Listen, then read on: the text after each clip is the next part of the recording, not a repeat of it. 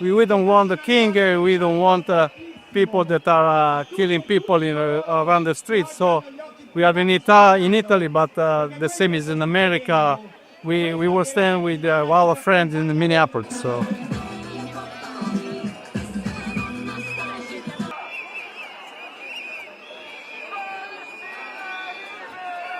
I am both American and Italian, and I certainly did not move to Italy to get ICE agents here.